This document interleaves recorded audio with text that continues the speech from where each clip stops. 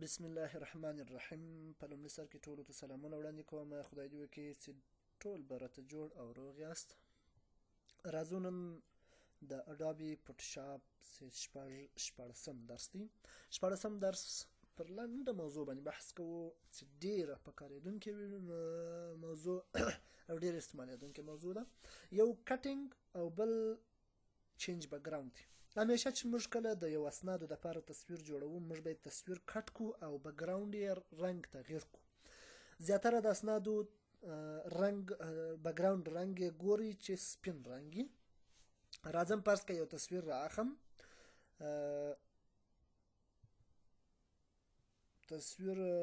کوم تصویر به راواخلم. دلته زما سره یو څه تصویرونه پراته دي. حافظ ته راسه.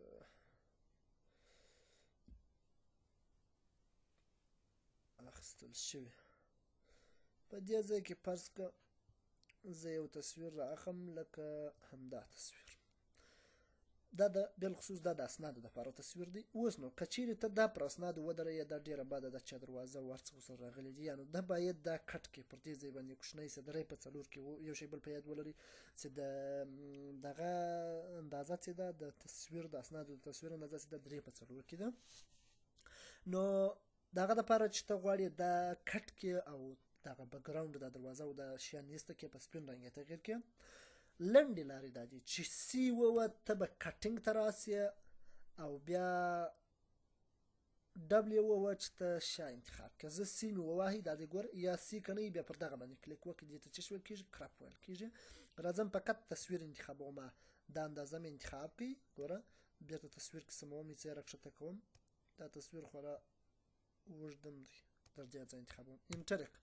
چې انټر یې کړي تصویر جوړ شو. اوس راځم ډبلیو یې وهم یا کویک سلیکشن ته راځم. دا وینئ دا کویک سلیکشن باندې چې مې کله کلیک وکړئ، د کویک سلیکشن اندازه لږ ورغټوم، نه غټه ده، تصویر لږ راغټوم.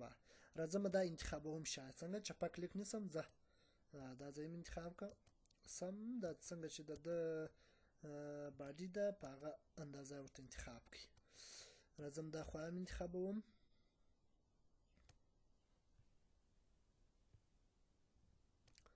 دا سر یې هم ورسره انتخاب کړئ. بیا راشواسئ کښته، دغه ځای پاته دی، دا مې انتخاب شو. دا ځای پاته دی، دا مې انتخاب شو. بیا راکښته سئ، دغه ځایونه یې څه انتخاب کړئ. دا ډېر انتخاب شو. بیا راسه پر دا منفي باندې اوس کلیک وکړه. هغه ځای چې ډېر انتخاب شو، بیا هغه ځای کم که فرض کړه دا صدرۍ دا وږه انتخاب شوې ده. راځم دا دی، دا مې د انتخابه وایستې. دا ځای مې وباسه. کنټرول ونیسئ، د منفي بټن ووهئ، لرې کړئ. راځم د ډیلیټ بټن وهم. دلته موږ څه لرو؟ کالر لرو. کالر به راخلاص کړئ. پر کالر باندې به کلیک وکړئ. دا سپین رنګ به ورته انتخاب کړئ. هر رنګ چې ته انتخابوئ په دې ځای کې موږ رنګونه لرو. راسئ اوکې کړئ، بیا راسئ دا اوکې کړئ. چې اوکې مې کړئ، ګوره سپین رنګ ته واوښتې. اوس نو که بیا تصویر لږ غټ کړئ، دلته زه د کنټرول ډي وهم چې د انتخاب ووځي، ال وهم د کیبورډ څخه ال، یا دلته بل سلیکشن موږ په دې ځای کې لرو. دغه څه چې پاته دي دا بیا په چش په واسطه ځم غورځوم، د دا ټولز په واسطه د ال ټولز. راځم دا هم لاړئ او بیا راځم کنټرول ډي وهم، دا باسم د انتخابه. دلته دغه څه پاته دي څه ژوندی کړه.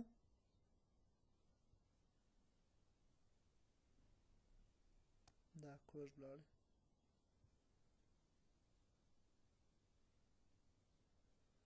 بېرته راسه پر هغه ځای ودرېږه چې شروع نقطې ته راسه. دا دی. اوس دا لرې کړه بټن. کنټرول ډي، دا دی. دا تصویر د اسناد دپاره. اوس نو کنټرول اس ووهه. کنټرول اس ووهه یا کنټرول شفت کنټرول اس ووهه. زه جلا ثبتوم چې بیا موږ ته معلوم شي. پر ډیسکټاپ باندې د چش په نامه یې ثبتومه، د خام. دلته به چش ورته انتخاب کړئ. دلته ما د ټولې تصویر چې تی ثبتوئ د موبایل د دې شیانو دپاره پر جي پي جي باندې به کلیک وکړئ. رابسئ دا به سیو کړئ. دا به م راسي اوکې به کړئ. دلته بیا څه شی دی؟ دلته د کوالټي یا کیفیت ورته ټاکل کېږي. لاو کوالټي، میډیم، های او ماکسیمم. ډېره کوالټي ورته انتخاب کړه. راسه دا فوټوشاپ بند کړه. چې بند یې کړئ، پر دې ځای هغه تصویر راخلاص کړه. موږ ته به هغه تصویر د اسنادو په شکل جوړ شوی. بیا هم که چیرې څه تغیرات پکښې راولئ، فرض کړئ څه یې سپینوئ، کنټرول ام ووهئ. کنټرول ام چې مو ووهئ، دلته د اندازه ور ډېره کړئ. ډېر هم سپین ده. دا ځای راخلاص کړئ. ریډ باندې کلیک وکړه. دا سوروالی یې لږ ور کم کړه. دا مخکې اجسمنټ دی، دا مې درته ویلي و ګرین کم دا شینوالی هم لږ کم کړه. دا رقم راسه اوکې کړه. چې اوکې مې کوي کنټرول اس یې کوي، فوټوشاپ منیمایز کوم، تصویر راخلاصوم، تصویر به مې هغه موډ جوړ یا په ښه کیفیت ښه کوالټي. دا اوس زموږ نننی درس لنډ درس.